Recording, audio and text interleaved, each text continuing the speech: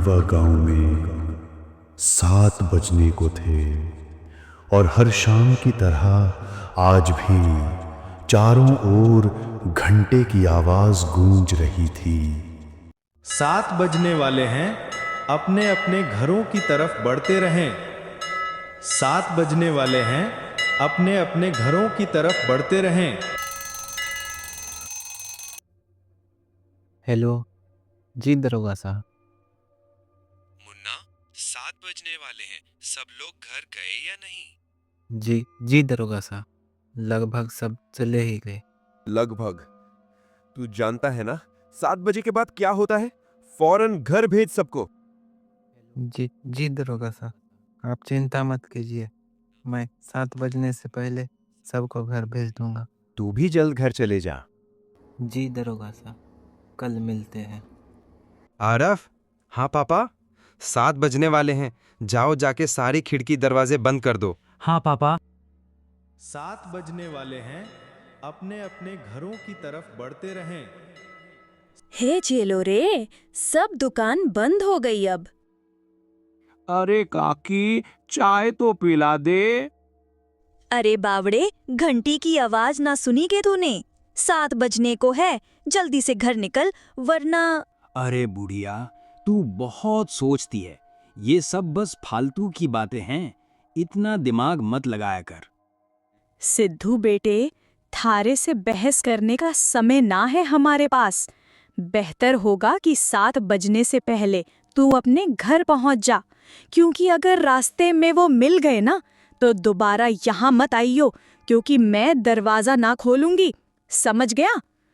जा यहाँ से अब। हाँ, जाता हूँ। हाँ बोलो दारोगा साहब। काकी, सब लोग घर चले गए ना?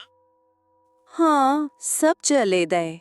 ठीक है, आप भी आज से खिड़की दरवाजे बंद कर लेना। रोज फोन करके यही बोले है तू।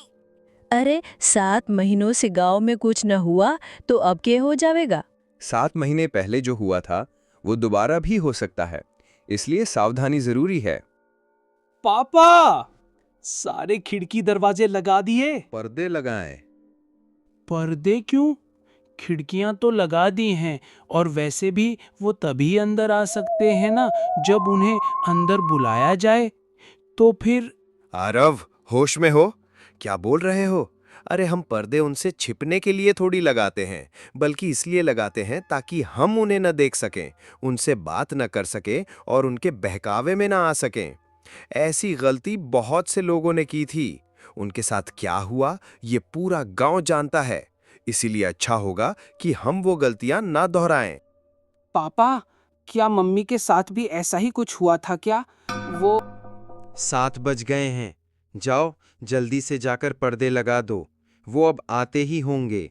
तो दरोगा साहब की बात मानकर आरफ खिड़कियों पर पर्दे लगाने के लिए चला गया, पर अभी वो पर्दे लगा ही रहा था कि उसने ऐसा कुछ देखा जिससे उसके होश उड़ गए।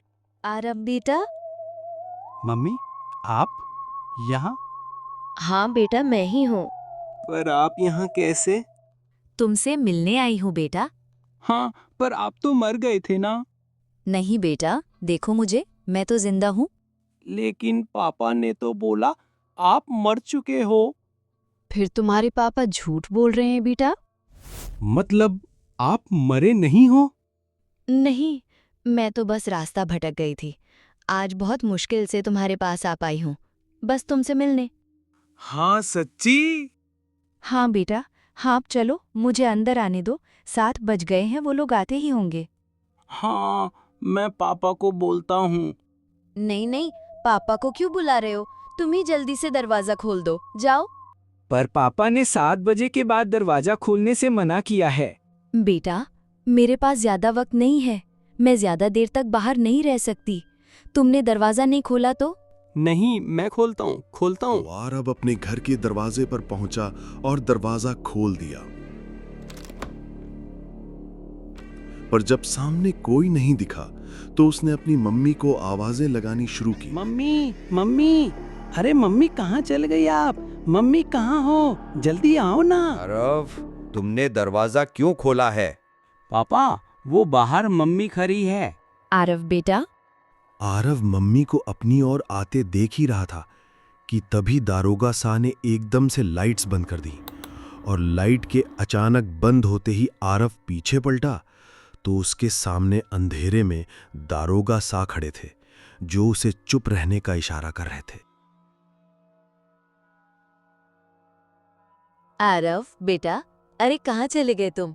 देखो मैं आ गई, मम्मी से नहीं मिलोगे? रागिनी आरव को आवाज लगा रही थी, पर वो वहां था ही नहीं, क्योंकि दारोगा साह ने उसे बगल वाले कमरे में छिपाकर दरवाजा बंद कर दिया था। पापा, बाहर मम्मी थी। शांत हो जाओ, मैंने कहा था ना तुम्हारी मम्मी मर चुकी है। पर पापा, उन्होंने बोला वो जिंदा है। आरव बेटा, तुम अंदर हो ना? दरवाजा नहीं खोलोगे? तुम्हारी मम्मी आ गई, दरवाजा खोलो बेटा। पापा, बाहर मम्मी थी। कोई आवाज मत करो। शांत रहो आरव, कल सुबह मैं तुम्हें सब समझा दूंगा, पर अभी के लिए चुपचाप आंखें बंद करो और सो जाओ। आरव अपने पापा के कंधे पर सिर रखकर सो गया और जब सुबह हुई, सुबह हो गई तो मम्मी से मिल सकते हैं ना आप? आओ मेरे साथ, तुम्हें तुम्हारी मम्मी से मिलाता हूं। लेकिन जैसे ही दोनों कमरे के बाहर आए, वहां कोई नहीं था। हाँ, वो मम्मी कहाँ गए? मैंने कहा था ना कि वो तुम्हारी मम्मी नहीं थी। पापा, वो मम्मी जैसे ही बात कर रही थी। बेटा, मैंने समझाया था ना तुम्हें, पर्दे लगाने के पीछे की सबसे बड़ी वजह यही है कि हम उन्हें देख ना पाएं, उनकी बातों में ना आ पाएं, जैसे कल तुम आ गए। पर वो बोल रही थी कि वो मरी नहीं है, जिंदा है।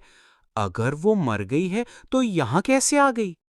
एक काम करो, मेरे साथ आओ। हाँ, कहाँ पापा?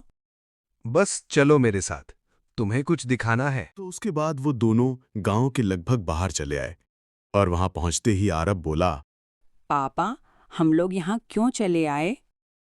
बताता हूं, पर पहले आसपास देखकर ये बताओ कि यहाँ क्या दिख रहा है तुम्हें।